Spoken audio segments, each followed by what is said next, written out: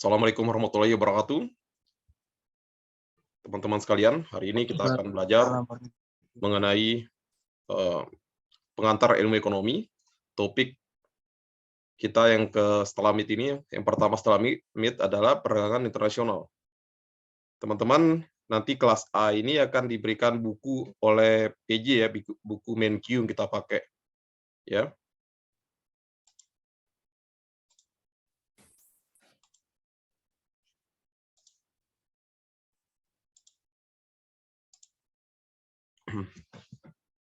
Ini sebenarnya adalah aplikasi dari pengantar awal. Ini adalah peralihan dari ekonomi mikro ke makro, teman-teman ya. Nanti setelah ini kita akan belajar ekonomi makro setelah pertemuan setelah MIT ini, pertemuan ke-9 ini ya, atau minggu ke-9.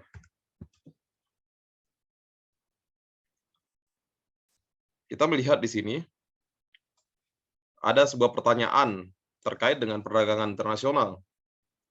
Apa yang menentukan suatu negara itu akan mengimpor atau mengekspor sebuah produk? Ini pertanyaan intinya. Sebagaimana kita ketahui bahwa perdagangan ini ada yang pro, ada yang kontra. Kita melihat bahwa tapi satu sisi kita menggunakan produk dari luar juga. Ada yang bisa kita produksi, ada yang harus kita impor. Kalau murah dari luar negeri ya kita impor. Kalau misalnya produk itu mahal di luar ya kita ekspor. Ya pertanyaan mudahnya seperti itu. Kemudian pertanyaan kedua, siapa yang untung dan siapa yang rugi dari liberalisasi perdagangan atau perdagangan bebas antar negara? Mungkin teman-teman sekilas sudah banyak yang mengetahui bahwa di tingkat pemerintah Indonesia di sini sudah banyak melakukan perdagangan bebas atau perjanjian perdagangan internasional dengan negara lain. Di tingkat regional ASEAN itu ada ASEAN. ASEAN itu bisa dibagi, ada AFAS, ASEAN Framework Agreement on Trade on Services. Kemudian ada A3, ASEAN Trade in Good Agreement. Kemudian Indonesia itu punya perjanjian juga dengan Indonesia Australia Comprehensive Economic Partnership Agreement. Kemudian Indonesia Korea Comprehensive Agreement juga, CEPA bentuknya. Kemudian ada Indonesia Jepang tahun 2008. Kalau di Indonesia Korea itu saya sebagai salah satu negosiatornya, tim negosiatornya. Kita menghasilkan yang namanya Indonesia Korea Comprehensive Economic Partnership Agreement dan sebagainya. Kita melihat di sini, kita melakukan kerjasama perdagangan itu, siapa yang akan untung dan siapa yang akan rugi. Kemudian pertanyaan lagi terkait dengan ini, argumen apa yang akan dikeluarkan oleh orang-orang yang menentang perdagangan internasional? Sebagaimana kita ketahui bahwa dalam melakukan liberalisasi perdagangan itu ada juga yang kontra. Bahkan ada yang demo. Tentu suatu hal yang wajar dalam sebuah ekonomi. Contohnya, ketika misalnya, kecuali itu terkait dengan kebijakan-kebijakan yang sensitif misalnya. Ketika panen raya di Indonesia, kemudian ada pemerintah memutuskan untuk mengimpor beras, misalnya, tentu itu akan merugikan petani karena harganya akan murah. Ini analogi sederhananya.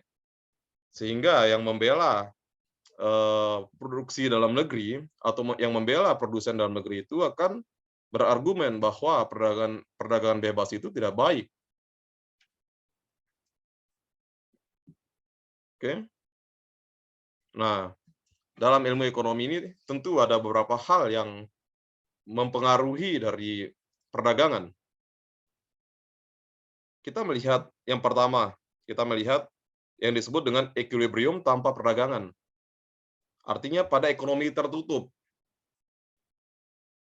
tanpa berdagang dengan negara lain, diasumsikan sebuah negara itu terisolasi atau dia tidak ada hubungannya dengan negara lain. Mungkin kita lihat contohnya, walaupun saat ini tidak banyak ya, ada Kuba dan Korea Utara, walaupun pada prakteknya mereka juga melakukan perdagangan dengan negara lain. Di sini diasumsikan bahwa sebuah negara itu terisolasi dari negara dunia lainnya dan memproduksi baja. Ini contohnya. Kemudian asumsi yang kedua, pasar baja terdiri dari penjual dan pembeli dalam satu negara. Kemudian asumsi ketiga, tidak satupun negara yang dibolehkan untuk mengimpor atau mengekspor baja. Jadi mereka harus menggunakan produk dalam negeri. Nah, ini modelnya. Ini adalah equilibrium tanpa perdagangan internasional. Teman-teman mungkin sudah familiar dengan grafik seperti ini, grafik dasarnya. Yang sumbu tegak itu adalah harga dari baja. Kemudian sumbu datarnya itu adalah kuantitas baja. Kemudian ini adalah grafik permintaan domestik. Dan ini adalah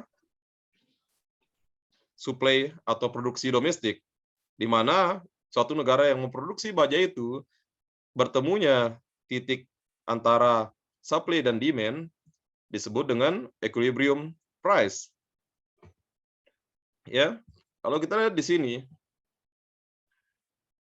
dalam ekonomi tertutup ini ada harga di mana ada surplus konsumen dan surplus produsen. Perlu diingat bahwa surplus konsumen di sini adalah kebahagiaan konsumen karena membeli suatu barang, membeli dalam hal ini baja, lebih murah dari harga yang ingin dia beli. Atau harganya itu, equilibrium price-nya itu di bawah harga yang ingin dia beli di sini. Ini harga yang ingin dia beli, atau willingness to buy. Nah, jadi grafik area segitiga siku-siku yang berada di atas harga keseimbangan itu disebut dengan consumer surplus. Kemudian yang di bawah sini adalah produsen surplus, di mana produsen surplus ini harga yang dijual oleh si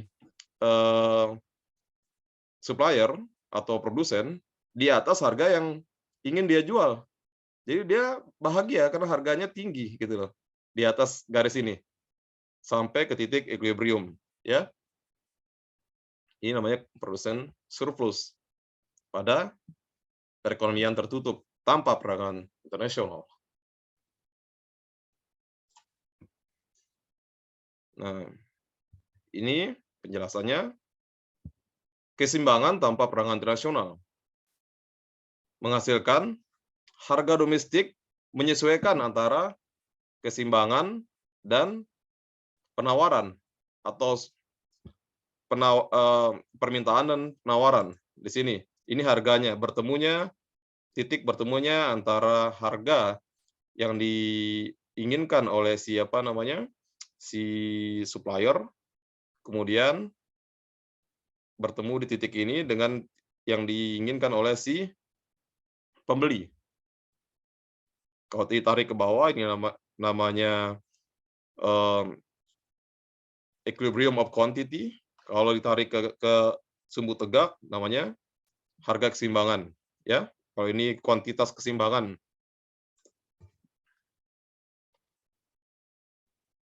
Di sini kita melihat surplus konsumen dan surplus produsen mengukur total manfaat yang didapatkan oleh penjual dan pembeli untuk sementara ini. Nah, nanti kita akan bicara lagi, lebih panjang lagi ketika dia terbuka pasarnya. Ya. Nah, ini sudah mulai terbuka. The world price and comparative advantage. Ini harga dunia dan keunggulan komparatif dibandingkan dengan produk sejenis dari negara lain. Oke. Jika suatu negara memutuskan untuk melakukan perdagangan internasional, dia akan menjadi importir, pengimpor, atau pengekspor produk baja. Ini contohnya tadi, produk baja. Nah, di mana perdagangan bebas akan berpengaruh, atau pengaruh perdagangan bebas ini akan ditunjukkan oleh harga domestik dibandingkan dengan harga dunia. Harga domestik tanpa adanya perdagangan internasional dengan harga dunia dari produk baja tersebut. Kita bandingkan nanti, ya. Baru sebuah negara itu akan memutuskan. Tadi pertanyaannya akan menjadi importir atau eksportir. Ini harga dunia mengacu pada harga yang terjadi di pasar dunia, yang berlaku di pasar dunia pada suatu barang. Itu yang disebut dengan harga dunia. Jika suatu negara memiliki comparative advantage, keunggulan komparatif artinya di sini adalah suatu negara yang menghasilkan barang dengan harga jual lebih murah, ya, dengan kualitas yang sama. Ceteris paribus, kualitasnya sama. Yang kita bandingkan di sini adalah harga. Ya, semakin maju, semakin tinggi comparative advantage, ya, maka harganya akan semakin murah. Kemudian domestic price will be below the world price. Artinya apabila harga domestiknya itu di bawah harga dunia, artinya harga dunia itu lebih tinggi. Maka negara itu akan menjadi apa? Produsen itu akan melihat, wah, misalnya harganya di dalam negeri itu kalau kita konversi ke dolar itu $5, kemudian dia harga dunianya itu $7 atau $10 misalnya. Tentu willingness to export akan meningkat. Artinya orang-orang eksportir atau produsen baja dalam negeri itu akan berusaha untuk mengekspor produknya ke luar negeri karena harga luar negeri itu lebih tinggi. Ini yang menentukan suatu negara akan menjadi eksportir apabila dia memiliki comparative advantage atau harga dia bisa menekan harga dan kualitas yang sama.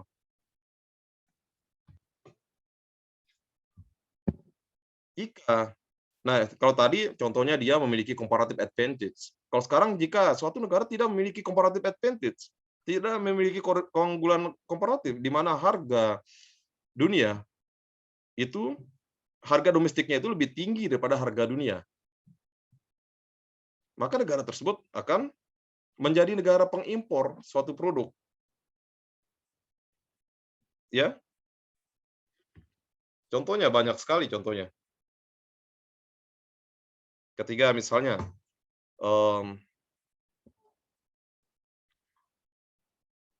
di produk apa yang paling yang ada ininya? Misalnya yang paling gampang kapas misalnya atau kedelai. Indonesia juga memproduksi kedelai, tapi harganya mahal di dalam negeri. Ya, harganya mahal dalam negeri. Sedangkan harga dunianya itu, terutama dengan negara eksportir kedelai itu, Amerika Serikat lebih efisien dalam produksi kedelai. Artinya apa? Kalau harga luar negerinya lebih mahal, kita akan mengimpor. Simpelnya seperti itu. Ya. Nah, kalau grafik pertama tadi adalah harga harga ditentukan oleh mekanisme pasar dalam satu negara. Grafik yang kedua ini atau figur kedua ini, harga sudah mulai produsen itu atau konsumen melirik harga dunia. Kita lihat di sini. Untuk contohnya adalah pasar produk baja. Sebagaimana teman-teman ketahui bahwa produk baja ini adalah produk yang mendasar yang digunakan oleh semua industri, terutama industri mobil, motor, segala macam. Ya, ini produk mendasar yang sangat penting. Nah, kita lihat di sini, harga domestik ini ditentukan oleh mekanisme pasar di dalam negeri. Bertemunya adalah produsen dan konsumen di titik ini. Titik keseimbangan pertamanya ini. Ketika kita tarik ke sumbu tegak, ini disebut dengan price before trade. Ya, harga mula-mula. Kemudian si supplier ini mendapatkan informasi bahwa harga baja di luar negeri itu lebih tinggi. Ini harga dunianya. Harga dunia ini taruhlah di sini adalah P1, ini P1, ini P2. Maka apa yang akan terjadi? Oleh negara yang comparative advantage-nya tinggi di bidang ini, maka dia akan mengekspor produk tersebut, ya, akan mengekspor. Di mana yang tadinya apabila ini kan harganya naik ke sini, antara harga apabila harganya naik, domestik domestik atau jumlah baja domestik yang diminta itu di sini di titik ini. Kemudian yang diminta dunia yang disuplai segini. Selisih antara domestic quantity demand dan domestic quantity supply-nya itu ke sini, dari sini ke sini, itu adalah jumlah produk yang akan diekspor. Ini adalah model simpelnya, karena ekonomi itu adalah simplifikasi dari dunia nyata. Jadi ini teorinya, ya.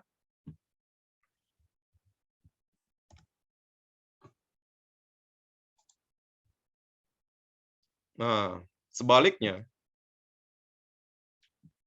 ini how free trade effect mempengaruhi welfare in an exporter country. Bagaimana perdagangan internasional ini mempengaruhi kesejahteraan bagi eksportir country. Nah, siapa yang sejahtera? Apabila dia menjadi negara eksportir, tentu suppliernya, ya. Karena dia adalah negara supplier. Kita lihat di sini, harga awalnya itu ini titik harga sebelum perdagangan, ini harga dunianya. Nah, oke. Ini nah, di sini ada titik D namanya di sini. Titik D ini adalah surplus siapa itu? Kalau di atas harga supply ini sampai dia ketemu dengan garis keseimbangan harga barunya, ini adalah surplus produsen. Titik D ini. Karena tadinya dia menjual segini. Dia ternyata harga dunia lebih tinggi, maka dia akan merasa manfaatnya lebih tinggi bagi si produsen.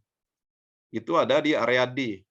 Ya, area D ini adalah titik bertemunya antara harga dunia pada permintaan, ini kurva permintaan domestik ini, kemudian sampai dia ditarik ke kanan, bertemu dengan kurva supply, kurva penawaran. Kalau di bawah, di harga sebelum perdagangannya itu, titik keseimbangan awalnya, maka segitiga ini adalah surplus dari produsen. Segitiga ini sepertinya ya tergantung bentuk segitiganya kita menghitung surplus produsen. Kalau bentuknya siku-siku, maka setengah alas kali tinggi. Alasnya itu apa? Nah, kita hitung ke bawah sini, itu adalah karena pada prinsip dasarnya total revenue atau total yang didapat oleh produsen itu adalah P kali Q, ya. Price kali quantity. Jadi luas ini adalah sebenarnya price kali quantity. Teman-teman nggak usah khawatir di mata kuliah pengantar ini, saya tidak akan meminta Anda untuk menghitung surplus konsumen. Saya akan menunjukkan aja, ya, menunjukkan. Teman-teman lihat di masing-masing gambar ini. Kalau yang A ini, ini titik D surplus. Yang titik A ini adalah total kesejahteraan yang diperoleh oleh konsumen di luar negeri. Ya, ini A ini. konsumen luar negeri. Kemudian nanti ada ininya, ini, oke. Surplus konsumennya A plus B, oke. Surplus konsumennya A plus B. Ini dan ini. Kalau yang A ini surplus konsumen luar negeri, kalau yang B ini surplus sampai titik merah ini adalah surplus konsumen domestik. Jadi A plus B, karena di atas harga keseimbangan awal ini adalah surplus konsumen dalam negeri dan luar negeri. Sementara yang C sampai sini, sampai titik price before trade ini adalah surplus produsen. Ketika dia melakukan perdagangan internasional, maka surplusnya itu akan naik menjadi C, B, dan D. Oh ya, ini surplus produsen ini adalah C, B, dan D ya. Ini adalah ya, ini C, surplus produsen C, B. Ini C sebelum perdagangan itu cuma ada di C, cuma ada segini surplus konsumennya, produsennya. Kemudian setelah perdagangan internasional, ini ada B, ini B, kemudian C, dan D. Ya. Total surplus ini sebelum berdagang itu adalah ABC. Total surplus artinya total surplus produsen ditambah dengan total surplus konsumen.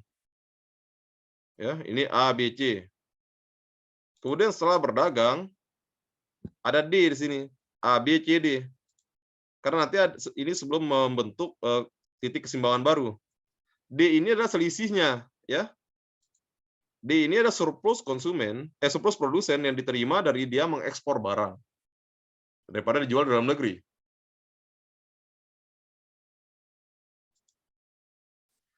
Sorry, Stefanus.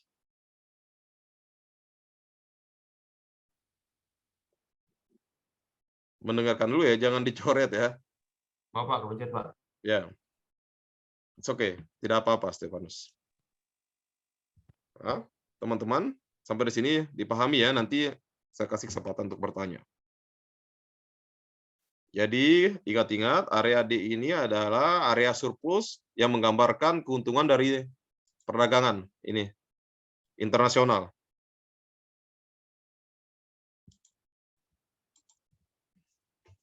Nah, kita melihat di sini, tentu dalam sebuah keputusan melakukan perdagangan internasional ini, ada yang diuntungkan, atau dia adalah pemenang, the winners, dan ada yang dirugikan, the loser, dari perdagangan.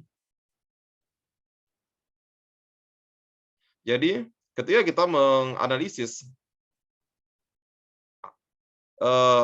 ekspor countries, suatu negara pengekspor, ada dua konklusinya, menghasilkan dua kesimpulan.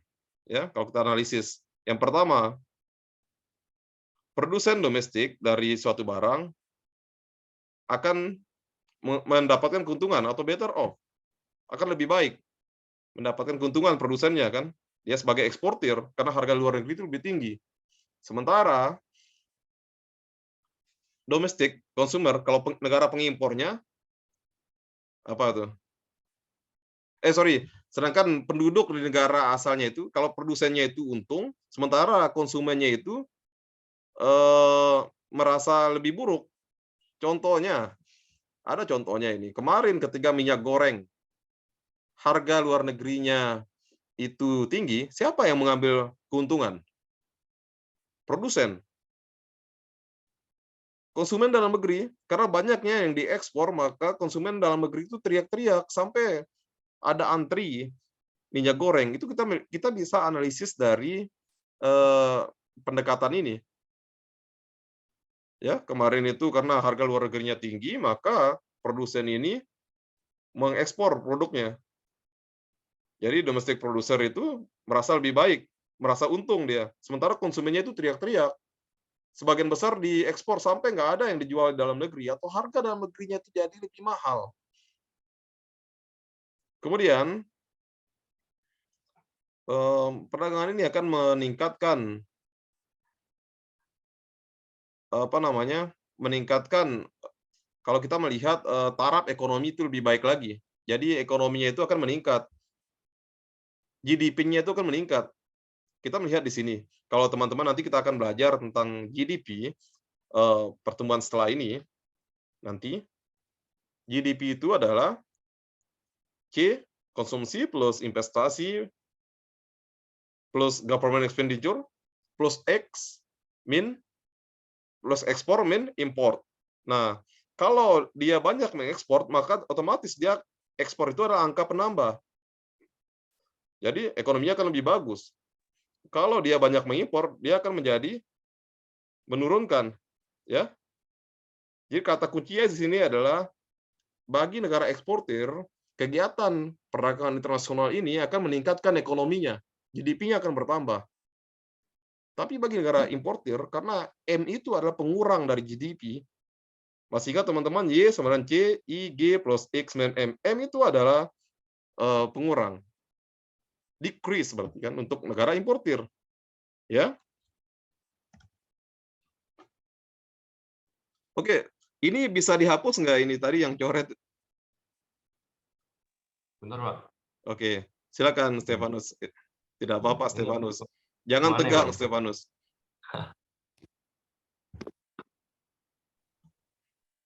Sambil dihapus Stefanus ya. Kita melihat di sini keuntungan dan kerugian dari negara pengimpor sekarang. Tadi kalau negara pengekspor itu yang diuntungkan adalah siapa? Produsen. Sementara kita melihat sekarang bagaimana dari segi negara pengimpor. Perdagangan internasional bagi negara pengimpor. Jika harga dunia dari baja itu lebih rendah daripada harga domestik, maka negara akan mengimpor baja tersebut atau impor negara baja tersebut akan diizinkan oleh pemerintahnya. Untuk apa? Untuk mendukung industri dalam negeri tentunya.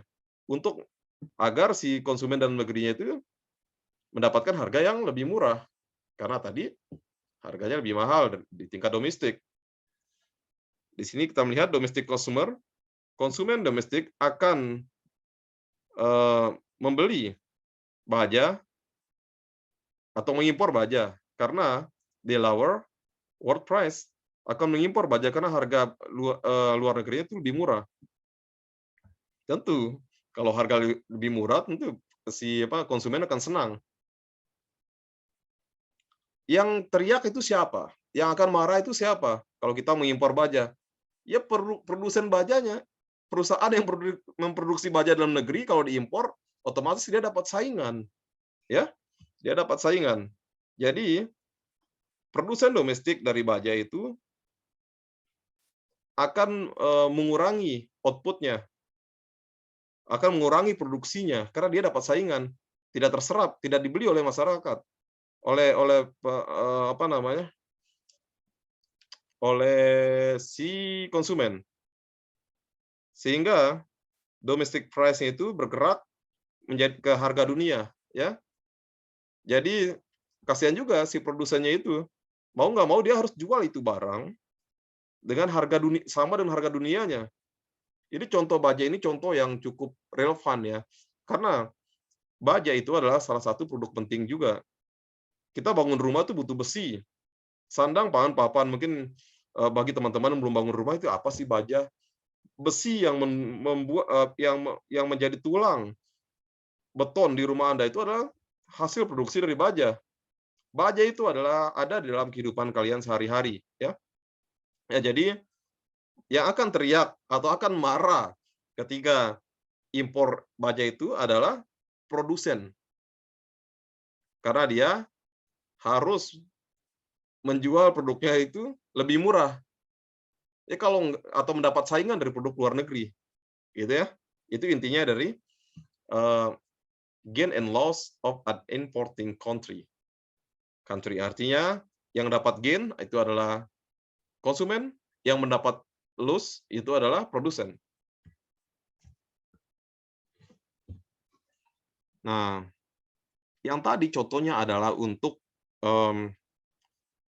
produsen atau negara produser atau eksporter. Sekarang untuk negara pengimpor. Kita melihat di sini. Silakan teman-teman gambar pelan-pelan, kemudian dipahami ya, sambil saya pandu. Banyak orang yang takut belajar ekonomi itu karena takut grafik-grafik katanya. Padahal grafik itu adalah untuk membantu sebenarnya, ya. Jadi jangan takut ketika teman-teman nggak bisa, nanti bisa kita jelaskan pelan-pelan. Ini yang terjadi pada negara pengimpor. Pak, mohon maaf Pak, ini tidak bisa dihapus Pak. Di Nggak saya udah apa-apa, kalau Stefanus. Nggak apa-apa, nggak apa-apa. Tenang. Ayo ikutin aja ya. Ikut kuliah ya. ya Pak, maaf Pak. Ya, nggak apa-apa, nggak apa-apa. Ini adalah harga dari baja di sumbu tegaknya.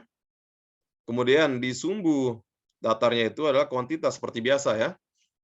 Kalau yang turun, ingat ya teman-teman, kalau yang turun itu pasti adalah demand atau permintaan ya.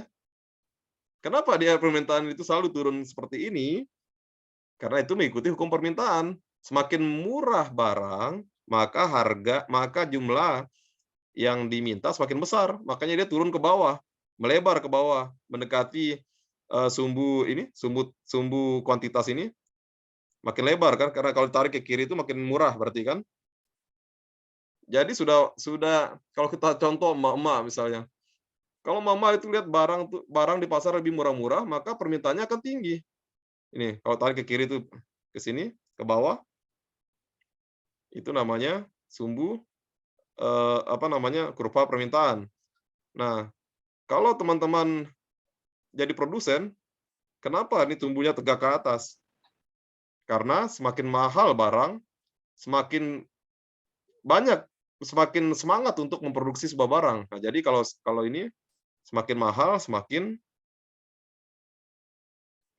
quantity of supply-nya itu makin besar. Nah, oke, kita kembali ke kasus ini. Mungkin itu teman-teman sudah dapat sebelumnya ya.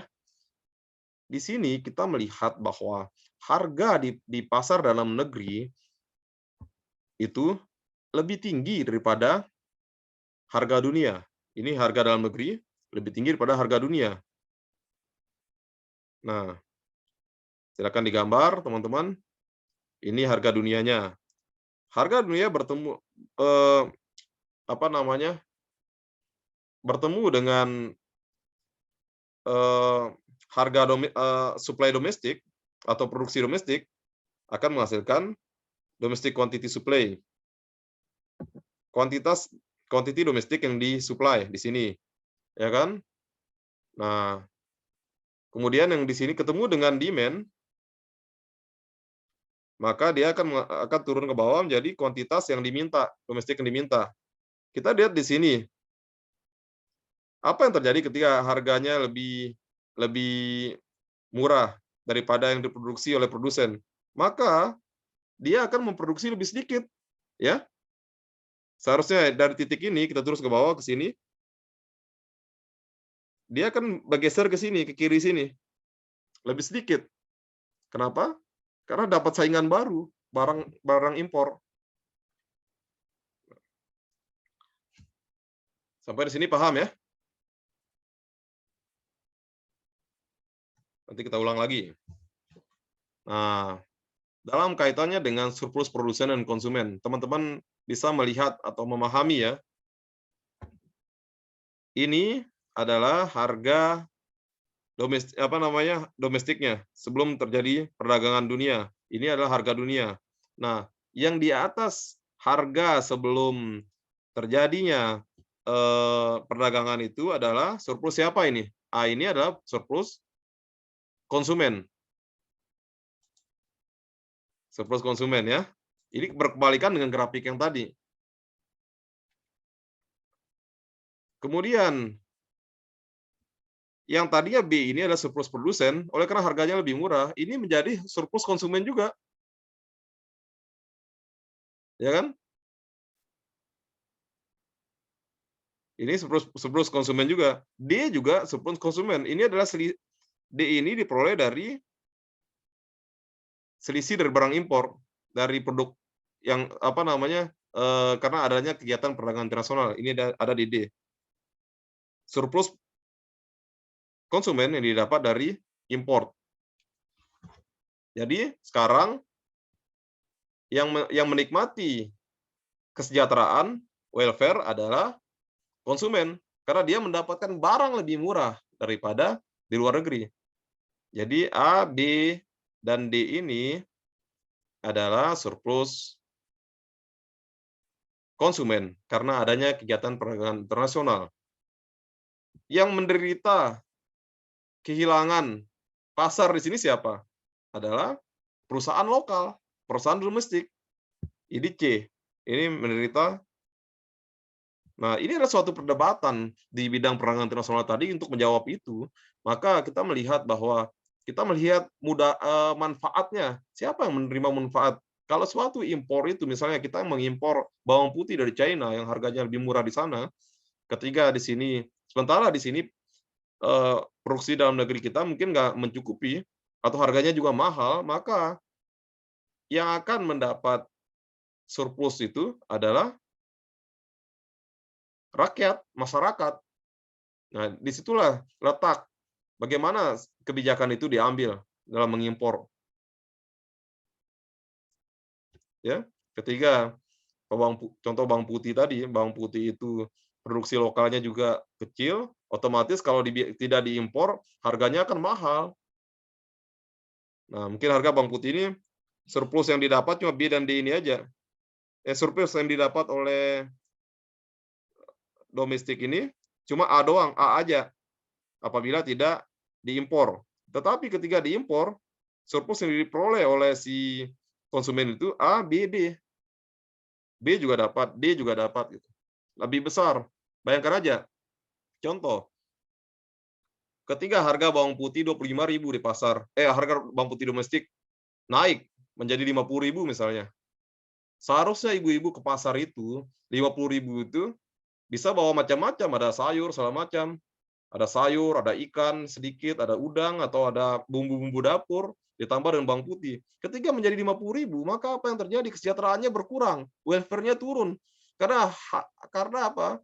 Karena dia cuma hanya bisa membeli bawang putih misalnya.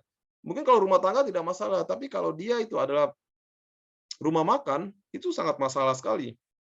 Nah, ketika diimpor, maka harganya lebih murah. Misalnya 25.000.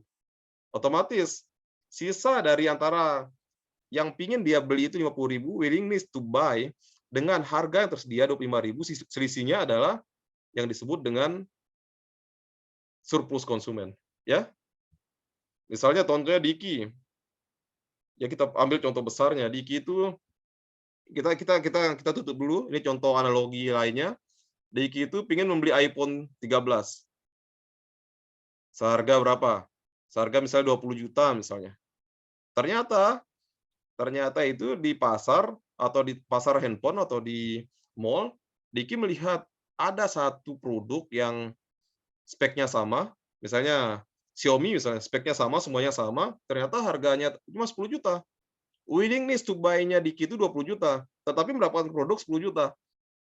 Sisa itu adalah surplus Diki tadi, ya. Oke, silakan digambar pelan-pelan saja.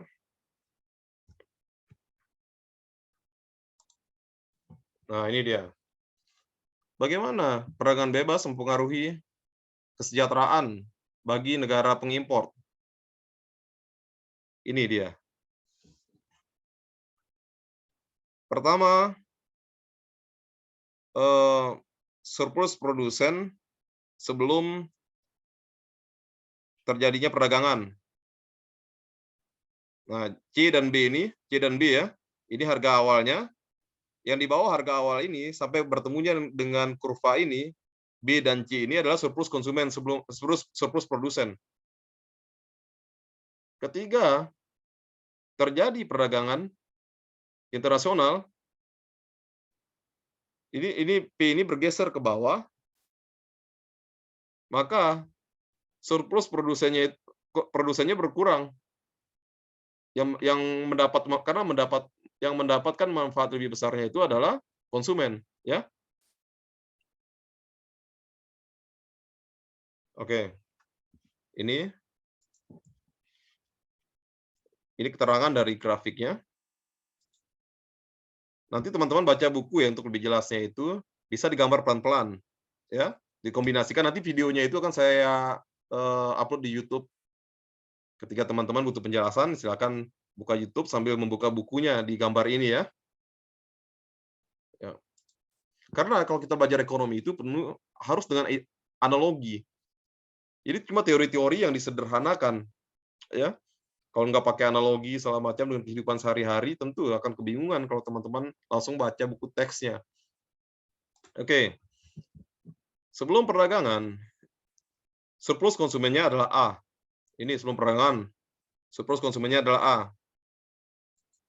Tapi setelah perdagangan, surplus konsumennya itu adalah A, B, dan D. Bertambah A, B, ini D di sini ya. Ini hilang. A, B, dan D. Ini A, B, dan D ini. Pokoknya di atas ini, di atas garis merah ini, di batas bawahnya, batas atasnya adalah garis domestic demand ini. Ya. A, B, dan D. Jadi selisih atau kesejahteraan yang bertambah karena adanya perdagangan internasional itu adalah B dan D. Ini B dan D. Ya. B dan D. Ini selisihnya. Kemudian, kasihan produsennya ya, yang menderita kerugian di negara pengimpor adalah produsennya. Produsennya itu sebelum perdagangan, kesejahteraan dia itu B dan C. B dan C.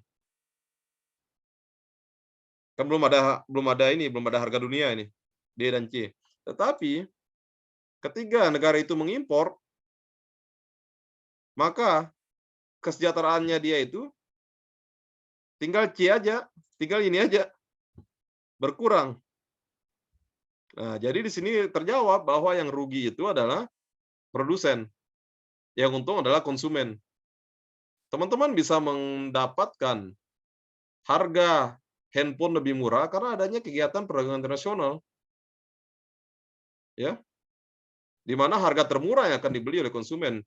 Lihat produk-produk dari China sekarang yang sudah merajai dunia karena mereka mampu menjual lebih murah dengan spek kualitas yang sama atau lebih bagus.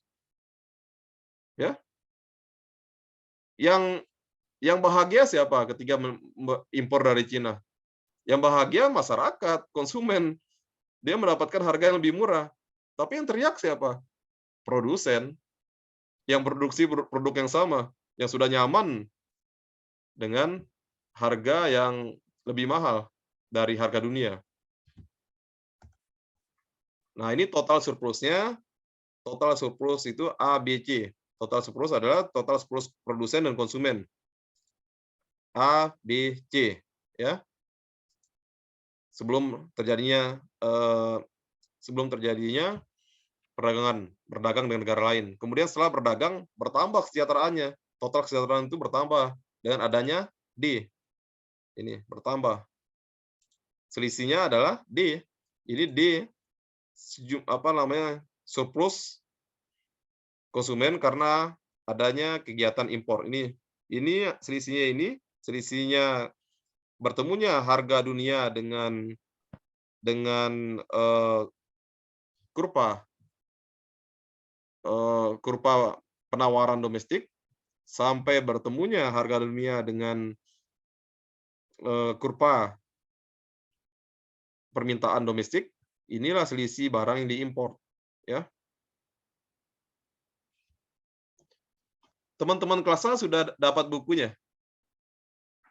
Buku MenQ. Nanti Thalia share ke teman-teman ya, bukunya ya. Ini chapter 9 ya.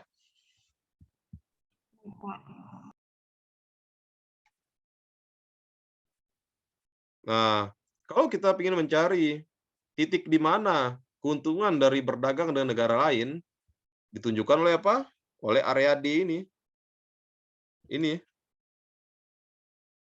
keuntungannya dari perdagangan. The area D shows the increase in total surplus and represent the gains from trade. keuntungan perdagangan ini ditunjukkan oleh ini, D ini. Teman-teman tahu dulu posisinya aja. Ini kalau kita dengan perhitungan real itu akan lebih terasa kan, apa namanya, dalam bentuk misalnya kuantitasnya dalam bentuk ton nih. Ini bisa kita hitung di area segitiga ini. Ya. Oke. Selanjutnya, the winner, sang pemenang, dan sang loser yang kalah dari perdagangan. Bagaimana sebuah perdagangan bebas mempengaruhi kesejahteraan di sebuah negara pengimpor? Kita akan menganalisis di sini. Di sini slide 23 ini sama dengan slide yang ini. Slide mana tadi? Oh ini, sama kayak slide 16 ya. Ini yang untuk yang ekspor. Sekarang slide 23 ini kita analisis dari hasil grafik analisa kita tadi pada negara yang sebagai importir. Kita melihat yang pertama analisis kita adalah produsen domestik dari barang akan merasa lebih buruk. Karena adanya kegiatan perdagangan internasional. Tadinya dia menikmati harga tinggi. Wah, dia jual pasti akan dibeli oleh orang harga berapapun karena dia cuma tidak punya saingan gitu. Ketika terjadi perdagangan internasional, maka konsumen yang berbahagia karena dia mendapatkan produk yang lebih murah. Tadi teman-teman ingat kan? Ingat ya, the loser pada negara pengimpor itu adalah domestic producer atau supplier atau produsen domestik, itu the loser-nya. Yang akan menjadi pemenang adalah atau yang mendapatkan keuntungan lebih besar adalah konsumen. Kalau kita impor sapi dari Australia, siapa yang rugi? Peternak. Mau peternak besar maupun kecil. Yang bahagia siapa? Ibu-ibu pemakan daging, ibu-ibu yang ke pasar beli harga Australia lebih murah. Ya, daripada lokal. Nah,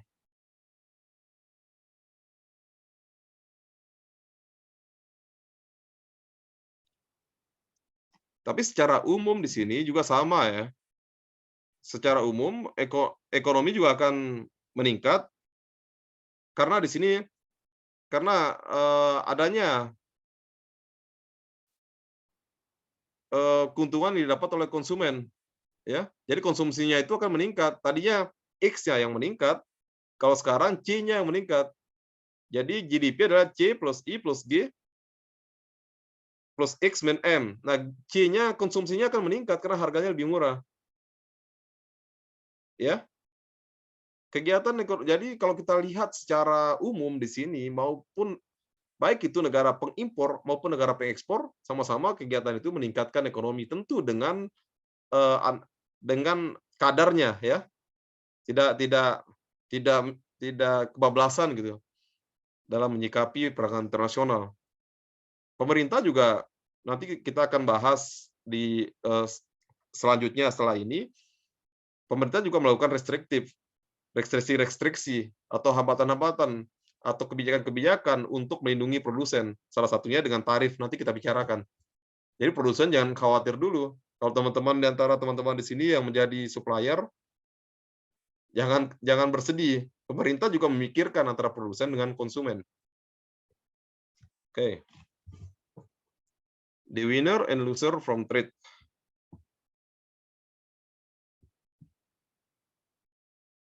The gains of the winner, hal yang didapat, keuntungan didapat oleh si pemenang itu melebihi keuntungan didapat oleh si yang kalah. Yang tadi ya, sudah terjawab ya. Kalau dia negara pengimpor, maka si pemenangnya itu konsumen akan mendapatkan lebih banyak keuntungan daripada si produsen. Kalau dia negara pengekspor, produsennya yang mendapatkan lebih banyak daripada konsumennya. Konsumen dalam negeri tentunya ya. Nah, kalau kita lihat dalam satu konsep negara secara makro, the net change in total surplus is positive.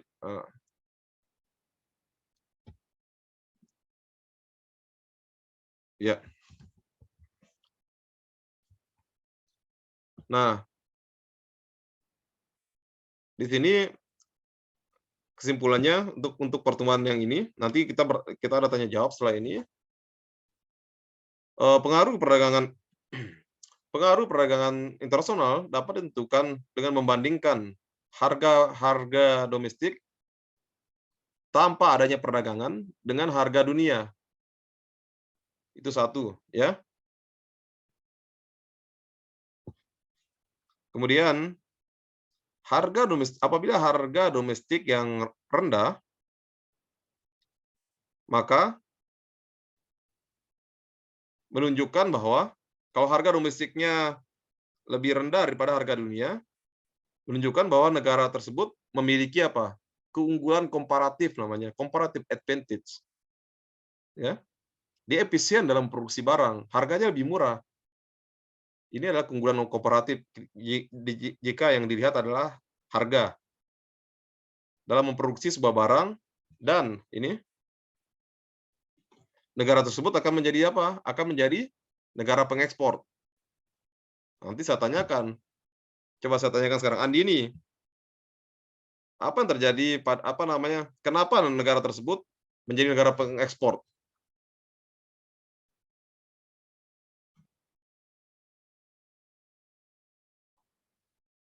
Karena negara tersebut memiliki sumber daya yang Indonesia butuhkan, Pak. Karena ini dari slide saya ini, coba pahami. Karena negara tersebut memiliki comparative advantage dalam produksi barang. Jadi dia bisa memproduksi barang lebih murah dari negara lainnya, ya. Maka negara tersebut akan menjadi negara pengekspor. Kemudian summary kita yang kedua, jika harga domestik lebih tinggi daripada harga dunia, artinya harga dunia itu lebih rendah. Ya. Berarti negara tersebut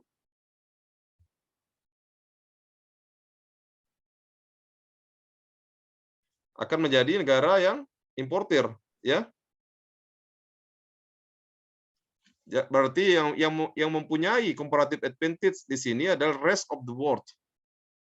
Negara lainnya dia tidak punya comparative advantage. Artinya negara di luar negeri bisa menciptakan sebuah barang dengan harga yang lebih murah, dengan kualitas yang sama.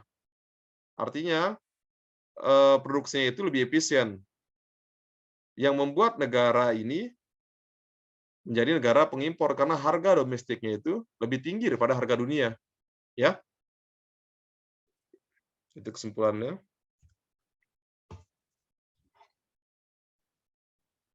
Ini ada kesimpulannya lagi. Ketika suatu negara mengizinkan perdagangan dan menjadi eksportir dari sebuah barang, maka siapa yang akan untung? Kalau dari segi negara yang mengekspor, yang akan mendapatkan keuntungan adalah negara produser, ya. Dia mendapatkan keuntungan karena harga di luar negeri itu lebih mahal. Dia akan mengekspor, otomatis uangnya lebih banyak dia. Yang tadinya dijual dalam negeri $5, dia jual ke luar negeri $10. Contoh minyak goreng yang dulu. Yang rugi siapa? Karena barangnya diekspor, konsumen. Wah, oke deh, kalau mau beli barang kami misalnya, seharga yang kami jual ke Singapura deh, gitu. Maka konsumen itu akan menderita kerugian, ya.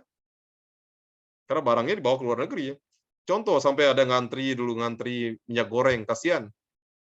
Karena beberapa orang pelaku produsennya itu menjual produknya ke luar negeri sana, yang harganya jauh lebih mahal daripada dalam negeri.